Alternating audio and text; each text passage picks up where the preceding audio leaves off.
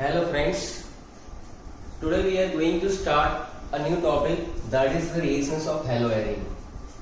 हेलोएरिन के रिएक्शंस क्या इतने ही इजी रहेंगे जैसे हमने हेलो आल्कीन के अंदर पढ़े हुए हैं? तो हमें ये सीखना है कि हेलोएरिन्स बेसिकली होता कैसा है. Haloarenes are less reactive compare to alkyl halide.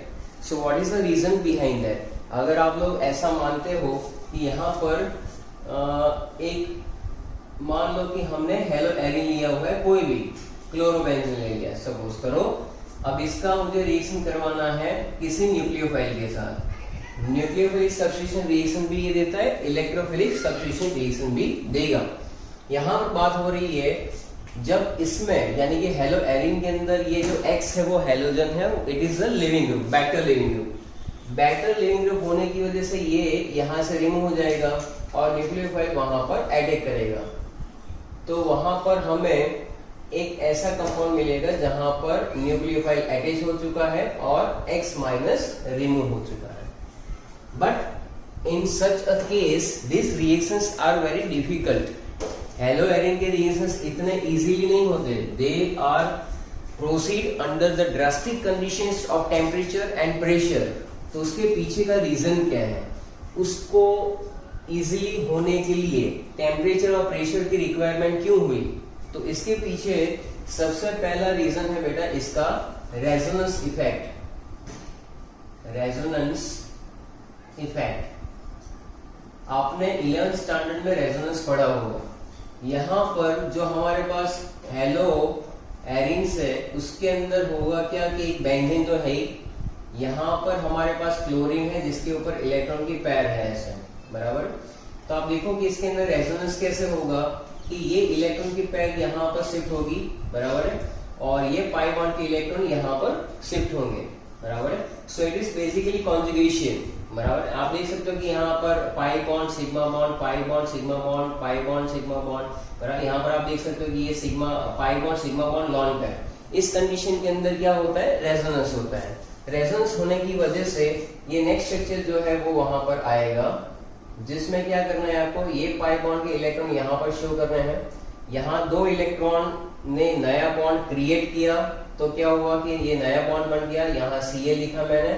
अब यहाँ पर कितने इलेक्ट्रॉन शो किए हमने? 6 की जगह सिर्फ 4.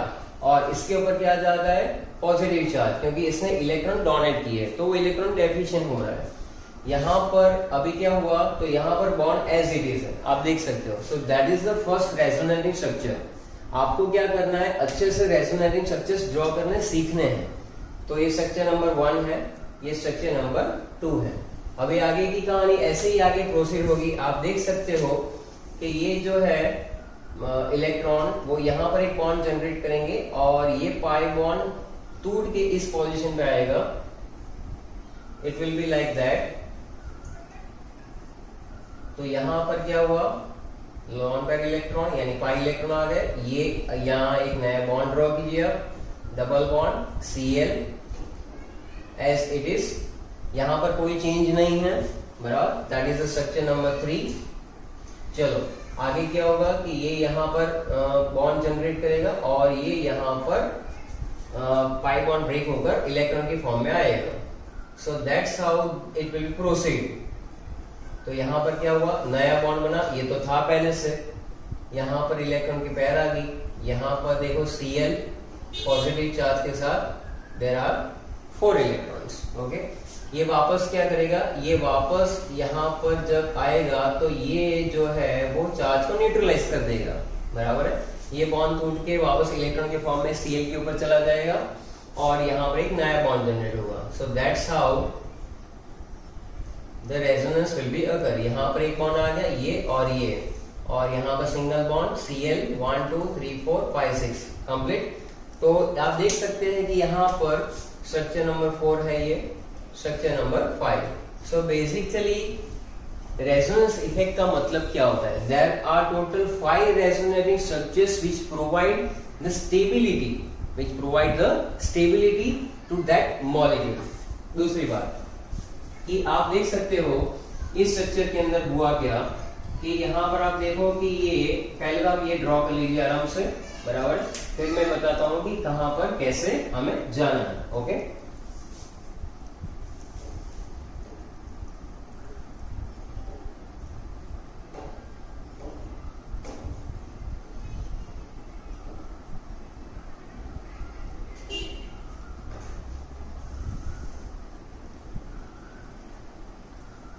चलो ड्रॉ हो गया। तो आप देख सकते हैं कि ये सारे स्ट्रक्चर्स के अंदर ये जो कॉन्जुगेशन हो रहा था, दैट इज द हैलोजन के पास जो इलेक्ट्रॉन पेयर थी उसका और पाई बॉन्ड इलेक्ट्रॉन का कॉन्जुगेशन हुआ। तो इसकी वजह से ये second, third and fourth structure के अंदर आप देख सकते हैं कि यहाँ पर क्या आ रहा है, डबल बॉन्ड कैरेक्टर। क्या आ रहा है, डबल बॉन्ड कैरेक्टर। यहाँ पर क्लोरीन है और इसके ऊपर क्या चार्ज है, प्लस, डेल प्लस लिख सकते हैं आप लोग। इसको क्या लिख सकते हैं, डेल प्लस लिख सकते हैं।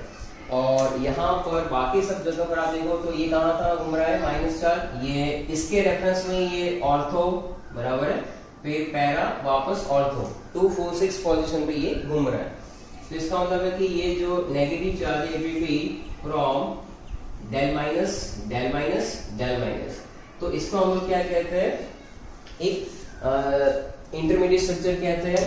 इन तीनों का हम लोगों ने साथ में लिखा हुआ है। इसको हाइब्रिड स्ट्रक्चर भी कहा जाता है। बेसिकली यहाँ पर क्या हुआ कि कार्बन और क्लोरीन के बीच में डबल बॉन्ड कैरेक्टर जनरेट हुआ। So due to double bond character, what happens, energy ज्यादा चाहिए इसको हमें ब्रेक करने के लिए।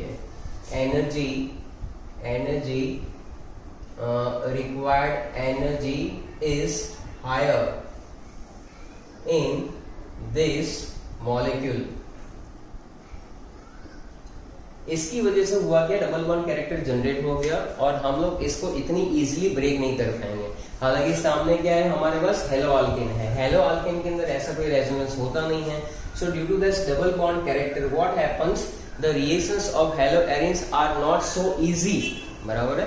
उसके लिए हमें टेम्परेचर और प्रेशर की कंडीशन ड्रेस्टिक चाहिए। So that is the first reason behind that, resonance effect की वजह से ऐसा होता है, सीधी सी बात है। सेकंड जो हमारे पास रीजन है, वो रीजन कौन सा है बेटा, तो इसको हम लोग लिखते हैं कि भाई difference in hybridization, difference in hybridization. मैं यहाँ पर लिख देता हूँ, हाँ यहाँ पर समझा रहे हैं। तो आप देख सकते हैं difference in hybridization. Okay, compare कीजिए। सबसे पहले आपके पास किसको किसको कंपेयर करना है, ये मान लीजिए कि क्लोरोबेंजीन है। यहाँ पर आपके पास CH3Cl है, उसमें भी एक CX बॉन्ड है। यहाँ पर इस कार्बन का हाइब्रिडाइजेशन कौन सा है, sp3 है। यहाँ पर इस कार्बन का हाइब्रिडाइजेशन कौन सा है, sp2 है। तो आप देख सकते हैं कि यहाँ पर sp2 कैरेक्टर है। sp2 कैरेक्टर का मतलब क्या होता है बेटा, वहां पर डबल बॉन्ड कैरेक्टर है। और आपको मालूम होना चाहिए कि 11 में जो आपने पढ़ा था, बराबर है, कि sp greater than sp2 greater than sp3। ये जो मैंने लिखा हुआ है वो किसके लिए लिखा हुआ है, जरा बताइए मुझे।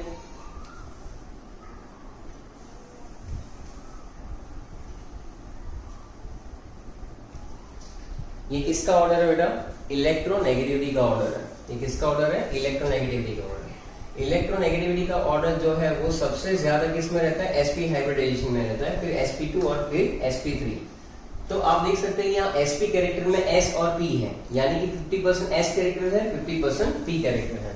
तो I am talking about only percentage of s character. s character में यहाँ पर कितना है, 50% है। फिर sp2 के अंदर कितना हो जाएगा, तो 33.33% हो जाएगा। sp3 के अंदर आप देखिए 3 p है, एक ही s है, तो वहां पर 25% हो जाएगा। तो परसेंटेज ऑफ s कैरेक्टर जो है बेटा वो क्या हो रहा है कि डिक्रीज हो रहा है।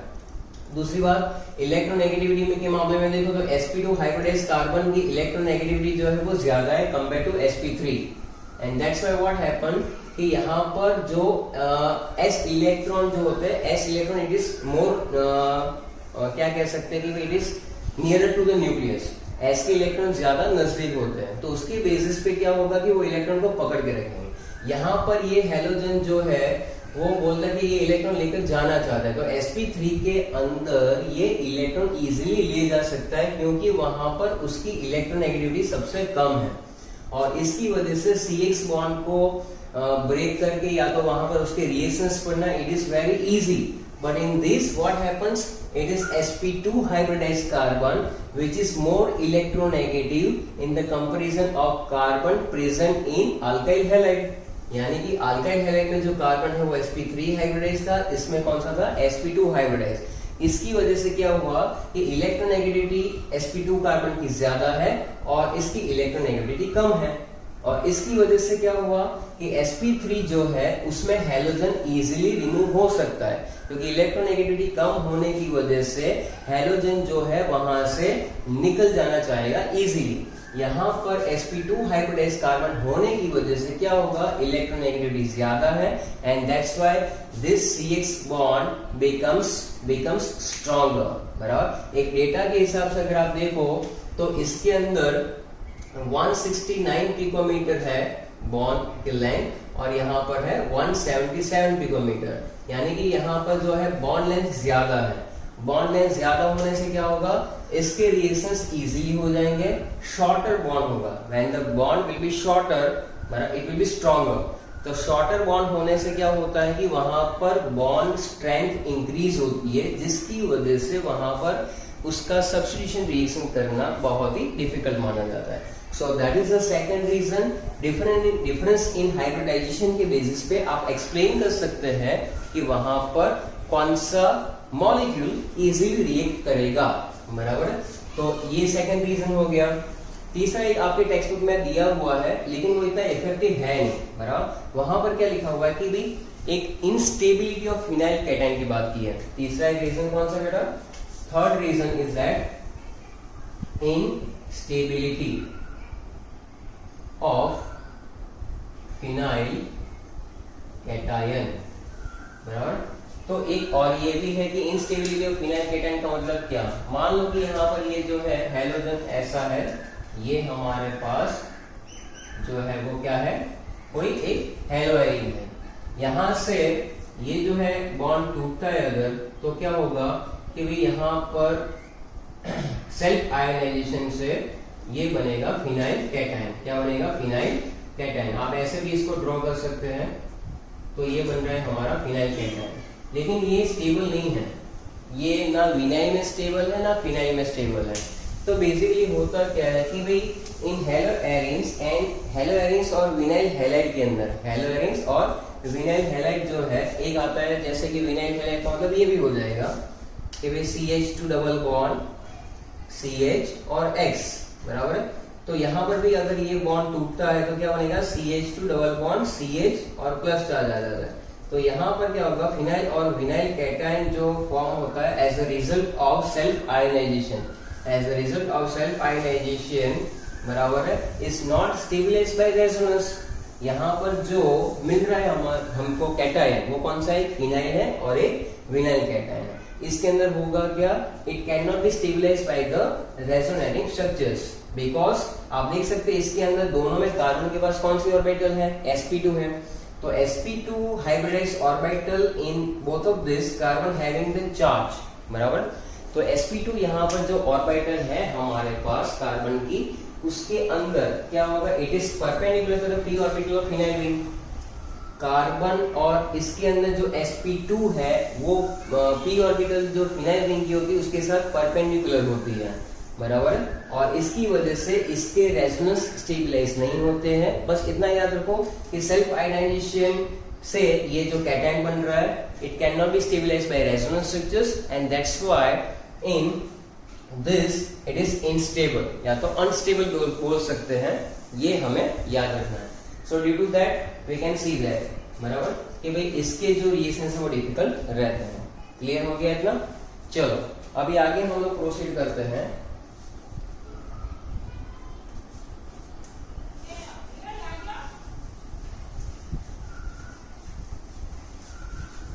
तो न्यूक्लियोफिलिक सब्स्टिट्यूशन रिएक्शन में सबसे पहली प्रोसेस है कौन सी, डाउ process.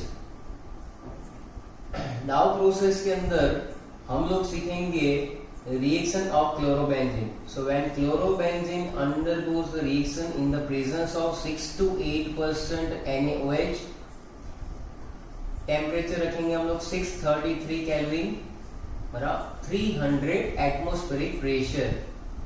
Under this condition what happen, Cl is replaced by OH and you get phenol. लेकिन होता कुछ ऐसा है, यहाँ पर 2 मोल होते हैं NaOH के. कितने? 2 मोल. जरा ध्यान से देखना इस चीज को कि यहाँ पर NaOH और NaOH ऐसा लिखा हुआ है. इसमें सबसे पहले होगा कि ये वाटर मॉलिक्यूल यहाँ से निकल जाएगा, तो -H2O लिखा मैंने. क्लियर है इतना? क्या किया, NaOH 2 बार लिखा, पानी निकाल दिया. Na और Cl, तो एक हो गया -NaCl. जो हमारा पोर्शन बाकी था वो वहां पर अटैच हुआ. सो that is all about sodium phenoxide. क्या मिल रहा है यहाँ पर हमें? Sodium phenoxide. सेकंड स्टेप में डाइल्यूट HCl ले लो, बराबर है. यहां से H + Cl- है, तो NaCl रिमूव हो जाएगा और H विल बी अटैच, तो हमें मिलेगा फिनॉल. क्या मिलेगा? Phenol. So preparation of phenol में जो हमने किया, preparation of phenol basically it is known as a Dow process. ये एक इंडस्ट्रियल प्रोसेस है जिसके अंदर हमने ये 2 स्टेप में कंप्लीट किया. कई जगह पर रेफरेंस बुक में इसको ऐसे भी लिखते हैं कि क्लोरोबेंजीन बराबर है 1 करके लिखा 6 to 8% NaOH बराबर है, और टेम्परेचर यही है 633 केल्विन और 300 एटमॉस्फेयर प्रेशर. 2 करके लिखा हुआ है HCl. और एक ही स्टेप में वहां पर क्या बताया हुआ है कि फिनॉल बन रहा है. Phenol will be prepared. चलो ये था हमारा क्लोरोबेंजीन. अब यहां पर हमें सीखना है रिएक्टिविटी कि क्लोरोबेंजीन में कोई ग्रुप अगर है तो वो बेंजीन को या तो एराइल हैलाइड को एक्टिवेट कर सकता है कि ये रिएक्शन इजीली प्रोसीड हो जाए. तो इसके लिए हमारी टेक्स्ट बुक के अंदर एनसीईआरटी के अंदर ऐसा गिवन है कि यहाँ पर क्लोरीन है, पैरा पे नाइट्रो है. Para nitro chlorobenzene, para nitro chlorobenzene. इसका जब रिएक्शन करवाते हैं तो आप सोचिए कि यहाँ पर एक NO2 ग्रुप आ गया है. तो NO2 ग्रुप वहां पर आने से क्या फर्क पड़ जाता है कि ये जो है यहाँ पर एक तो 15% NaOH, टेम्परेचर यहाँ पर कितना था 633, तो ये हो जाएगा 443 केल्विन. और प्रोडक्ट एज इट इज मिलेगी Cl की जगह OH और यहाँ पर NO2, यानी कि पैरा नाइट्रोफिनॉल. क्या लिखेंगे? पैरा नाइट्रोफिनॉल बराबर.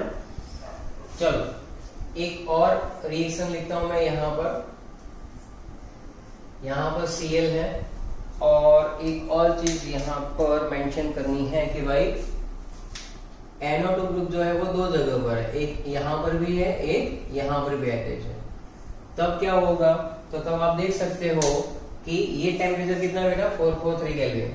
तो यहाँ पर टेम्परेचर जो है, यहाँ पर एक्वस NaOH परसेंटेज जो है मेंशन नहीं है, 368 केल्विन. टेम्परेचर डिक्रीज हो गया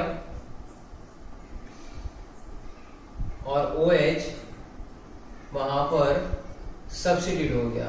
OH सब्स्टिट्यूट हुआ Cl की जगह. क्या है ये? 2,4,2,4 डाइनाइट्रो क्लोरोबेंजीन.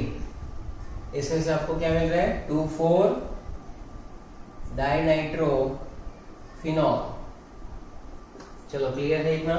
तो आपने देखा कि यहां से यहां है NO2 group, number of NO2 group will be increases, it facilitate the reaction proceed easily.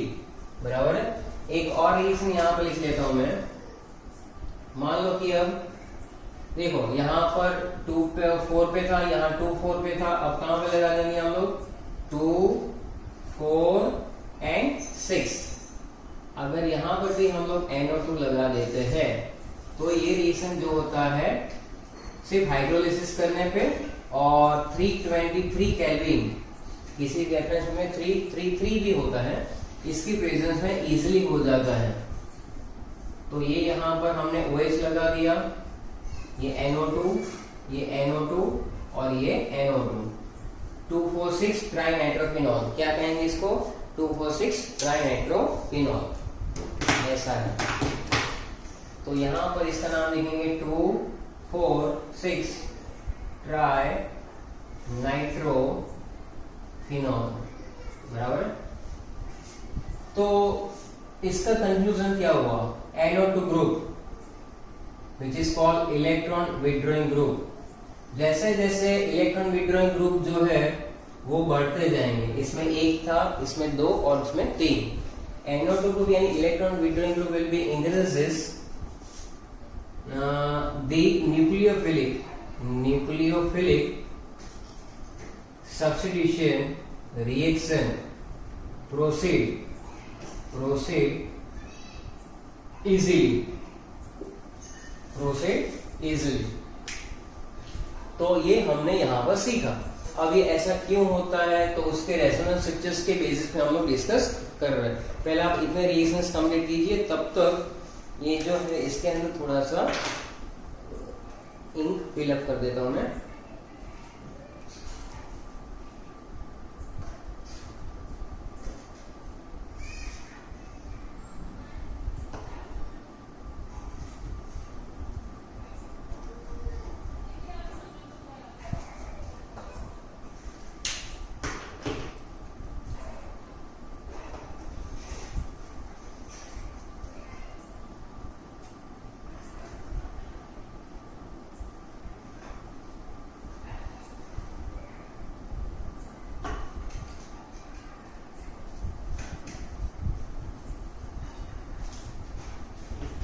चलिए इंक हो गई है फिलअप।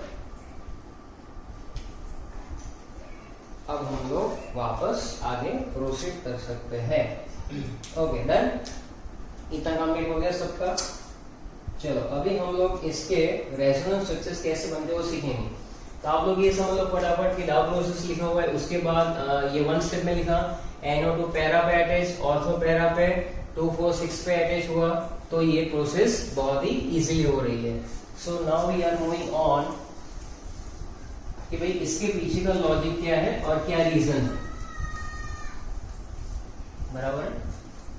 ये ऊपर का एज इट इज रखते हैं हम लोग, या तो इसको भी मिला दें। चलो अब हम लोग बनाएंगे रेजोनेटिंग स्ट्रक्चर्स, बराबर। मान लो कि यहां पर आपके पास ये है, सबसे पहले यहां पर Cl अटैच है और पैरा पे आपके पास क्या अटैच है बेटा? NO2, ये माइनस ये प्लस। यहां पर pi electrons will be present. सबसे पहला स्टेप स्लो स्टेप, बराबर है। OH ये न्यूक्लियोफाइल यहां पर अटैक कर रहा है, ये पाई बॉन्ड के इलेक्ट्रॉन कहां पर शिफ्ट हो रहे हैं? यहां पर शिफ्ट हो जाएंगे। तो द स्ट्रक्चर में बी लाइक दैट। यहां पर Cl OH, यहां पर आप दिखाएंगे इलेक्ट्रॉन, ये दोनों बॉन्ड एज इट इज, यहां पर N double bond oxygen, single bond oxygen plus N minus. Okay, resonating structures के अंदर आगे बढ़ेंगे। आप देख सकते हैं कि ये इलेक्ट्रॉन जो है वो यहाँ पर अगर बॉन्ड बना रहा है तो ये बॉन्ड जो है वो ये वाला कार्बन पे यानी 4th कार्बन पे शिफ्ट हो रहा है। इलेक्ट्रॉन की पैर पूरी पाइप इलेक्ट्रॉन, तो ये स्ट्रक्चर कुछ बनेगा ऐसा, जहां पर यहां पर एक इलेक्ट्रॉन की पैर आ गई, nitrogen double bond oxygen single bond oxygen.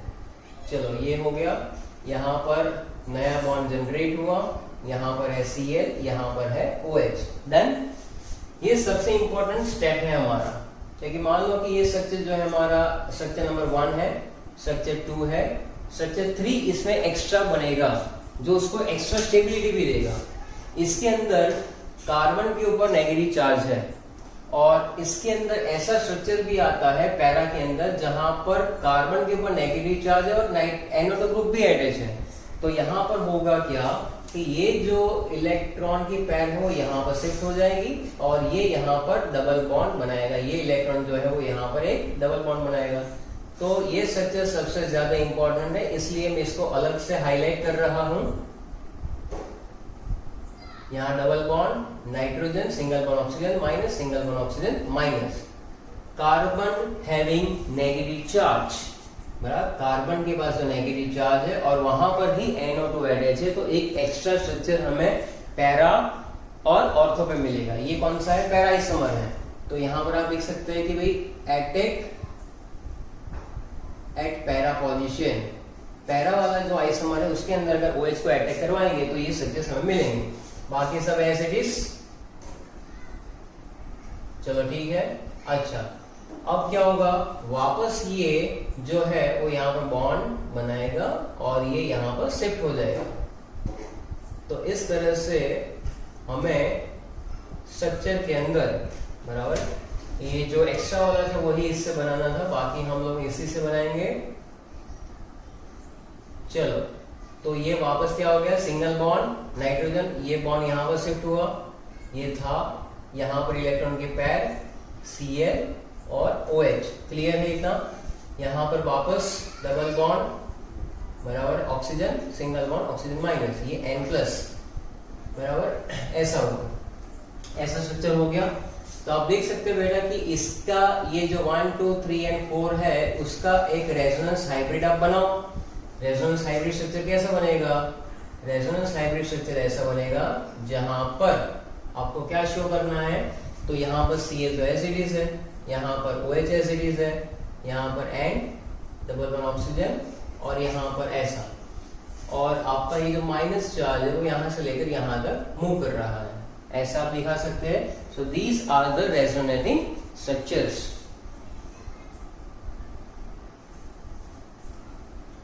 अब आप देख सकते हैं कि इतना कंप्लीट हो गया। यहाँ पर प्लस आप दिखा दो, ये माइनस है, फिर क्या होगा, Cl वहां पर रिमूव हो जाएगा और OH वहां पर अटैच हो जाएगा। सो that is all about resonating structure. Clear है इतना? क्लियर है। अच्छा, नेक्स्ट जो है वो हम लोग करेंगे अटैक एट ऑर्थो। ऑर्थो पे जब अटैच है NO2 ग्रुप, तब अगर OH माइनस का अटैक होता है तो स्ट्रक्चर्स हमें किस तरह से मिलेंगे, तो कुछ इस तरह से मिलेंगे। फटाफट ड्रॉ कीजिए आप Cl। अब इतना इजी हो जाएगा ये आपके लिए, तो ये स्लो स्टेप है वापस, बराबर। और यहाँ पर NO2 अटैच है, कहाँ पर है वो, यहाँ पर अटैच है। ये थोड़ा सा मैं ऐसे ड्रॉ कर लेता हूँ, ये प्लस, ये minus, OH minus, slow, okay.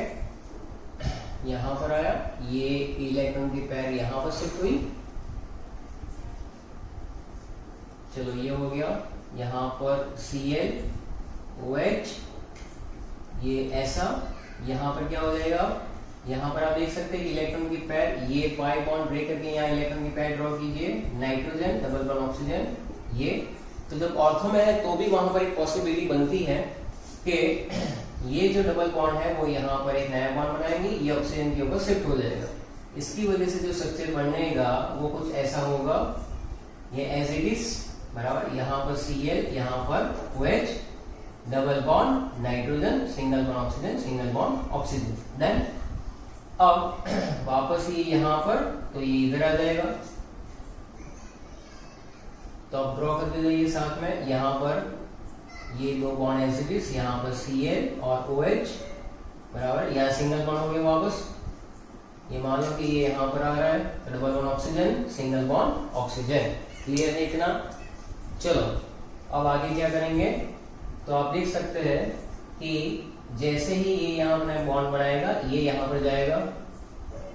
तो इस तरह से रेजोनेटिंग स्ट्रक्चर्स मिल रहे, Cl OH N+, यहाँ पे प्लस, सब जगह प्लस हो जाएगा, ये प्लस है ही, ये हम लोग ड्रॉ करना भूल गए थे। चलो, तो इसका मतलब यहाँ पर इलेक्ट्रॉन की पैर आ जाएगी, ये नया बॉन्ड जो यहाँ पर पाई इलेक्ट्रॉन से बना हुआ है ये एज इट इज।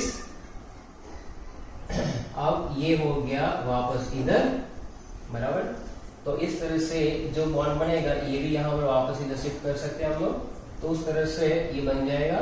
इसका रेजोनेंस हाइब्रिड हम लोग कैसे शो कर सकते हैं, तो यहाँ पर माइनस चार्ज ऐसे जा रहा है ClOH और ये हमारे पास NO2, बराबर है। फिर से हम लोग क्या करेंगे, यहाँ पर फास्ट स्टेप के अंदर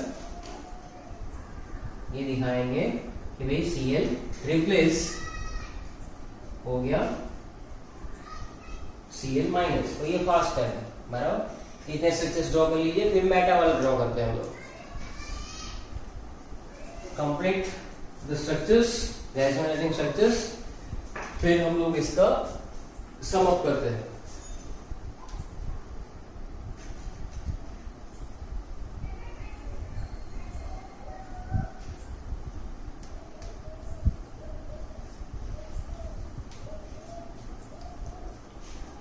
नेक्स्ट है हमारे पास एटेक। कब अटैक हो रहा है, NO2 जब मेटा पे है तब, यानी अटैक एट मेटा पोजीशन। इसका इंटरप्रिटेशन ऐसा है कि NO2 ग्रुप पैरा पे है तब अटैक OH माइनस का, NO2 ग्रुप जब ऑर्थो पे है तब OH माइनस का अटैक। और मान लो कि यहाँ पर Cl यहाँ पर है और अब NO2 ग्रुप हमें कहाँ पे ड्रॉ करना है, मेटा पोजीशन में, N प्लस माइनस। चलो OH माइनस एडिट किया, ये यहां पर शिफ्ट हुआ, तो ये Cl ये OH, यहां पर इलेक्ट्रॉन। चलो एज इट इज, यहां पर क्या है हमारे पास, NO2 है, तो N प्लस O माइनस। देखो ये यहां पर जब आएगा इलेक्ट्रॉन, फिर पैर बॉन्ड बनाएगी, ये शिफ्ट हो जाएगा यहां पर,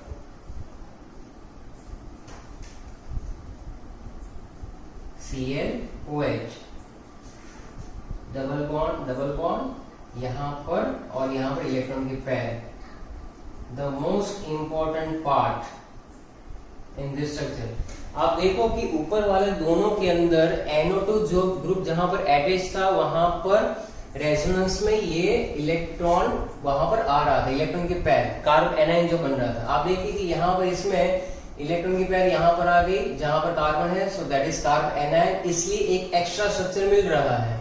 यहाँ पर भी जहां पर NO2 ग्रुप अटैच है वहां पर ये इलेक्ट्रॉन की पैर आ रही है, इसलिए हमें एक एक्स्ट्रा स्ट्रक्चर मिल रहा है। इसमें ऐसा नहीं हो रहा है, मेटा के अंदर जहां पर NO2 अटैच है वहां पर उस कार्बन पे इलेक्ट्रॉन की पैर आ ही नहीं रही है, बराबर। The carbon which has NO2 group does not have this extra structure.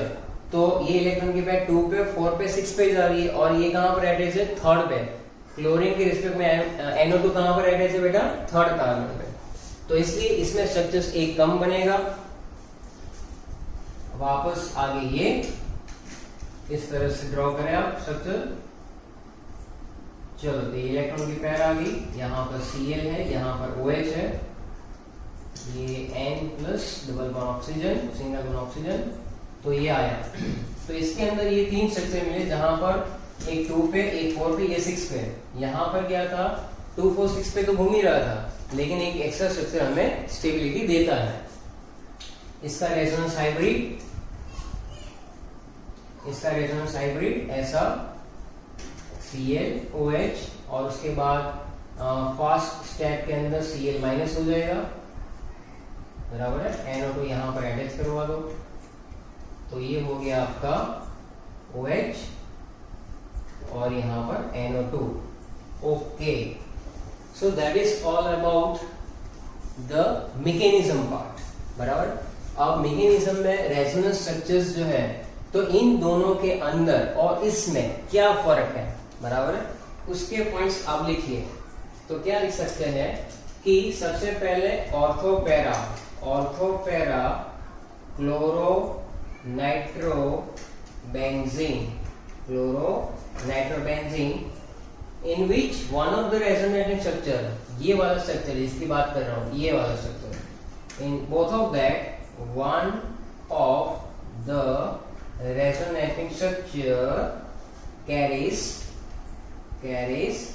negative charge, carries negative charge on carbon atom having NO2 group, carbon atom having NO2 group, बराबर है। इसका मतलब है कि carb anion stabilize by NO2 as well as 5 electron of benzene। ध्यान से सुनो और नोट डाउन करो इस पॉइंट को कि ऑर्थो पैरा क्लोरोनाइट्रोबेंजीन में, यानी इसमें और इसमें क्या हो रहा है, one of the resonating structures, इसमें से कोई भी एक स्ट्रक्चर है जहां पर carries negative charge on carbon atom having NO2 group, यानी NO2 ग्रुप अटैच है, वहां पर क्या आ रहा है, नेगेटिव चार्ज आ रहा है, and that's why it has extra stability. एक तो NO2 ग्रुप की वजह से जो इलेक्ट्रॉन विड्रॉइंग ग्रुप है जिसकी वजह से स्टेबिलिटी आ रही है, दूसरा कि पाई इलेक्ट्रॉन जो बेंजीन के रेजोनेंस में घूम रहा है उसकी वजह से भी स्टेबिलिटी आ रही है। So ortho para isomer is more stable in the comparison of meta isomer due to that extra.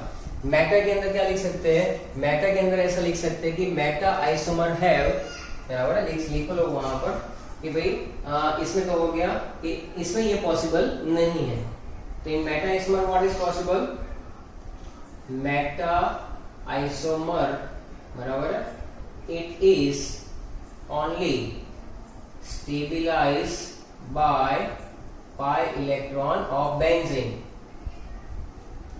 यहाँ पर ये नेगेटिव चार्ज है ना बेटा, वो इस जगह पर आया नहीं जहां पर NO2 अटैच था, तो इसमें स्टेबिलाईजेशन सिर्फ किसकी वजह से हो रहा है, पाई इलेक्ट्रॉन ऑफ बेंजीन की वजह से हो रहा है। इसलिए क्या लिख सकते हैं कि carb anion of ortho para isomer stable is more stable, isomer is more stable। okay, so on the basis of that ये क्लियर हो गया कि NO2 ग्रुप अगर 2, 4, 6 पे है तो टेम्परेचर धीरे धीरे डिक्रीज हो रहा है। क्यों? NO2 group basically electron withdrawing group, इतना सिंपल पॉइंट्स याद रख लीजिए। इनमें एक तो ये बात याद रखनी है, इन दोनों में pi electron of the benzene वो भी रेजोनेंस प्रोवाइड कर रहा है, एंड यहाँ पर मैंने जो समझाया तुम्हें ये कि भाई one of the resonating structures जिसमें carries negative charge on carbon having NO2 ग्रुप, NO2 अटैच है, वहां पर नेगेटिव चार्ज आ रहा है, इसकी वजह से यहाँ पर दो स्टेबिलिटी प्रोवाइड हो रही है, एक तो पाई इलेक्ट्रॉन ऑफ बेंजीन की वजह से और एक NO2 की वजह से। मेटा में ऐसा नहीं है, मेटा आइसोमर में सिर्फ और सिर्फ पाई इलेक्ट्रॉन ऑफ बेंजीन को ही आपको स्टेबिलिटी प्रोवाइड करता है। इसलिए ऑर्थो पैरा के अंदर होगा क्या, activate the reaction of halide, halogen की जगह पर कोई नया न्यूक्लियोफाइल आ रहा है, अटैक कर रहा है, सब्स्टिट्यूशन हो रहा है, तो ये इजीली हो जाएगा। क्यों? क्योंकि वहां पर इलेक्ट्रॉन विड्रॉइंग ग्रुप अटैच है। As the number of electron withdrawing group जो है इंक्रीज होता है, वैसे वैसे वहां पर स्टेबिलिटी बढ़ती है और फैसिलिटी प्रोवाइड करता है NO2 ग्रुप कि वहां पर न्यूक्लियोफिलिक सब्स्टिट्यूशन रिएक्शन बहुत ही इजीली हो जाए। तो ये हमने यहाँ पर समअप किया हुआ है। आपको अच्छे से स्ट्रक्चर्स ड्रॉ करना है, इसकी प्रैक्टिस करनी है और ये कंसेप्ट को क्लियर करना है। Okay, thank you.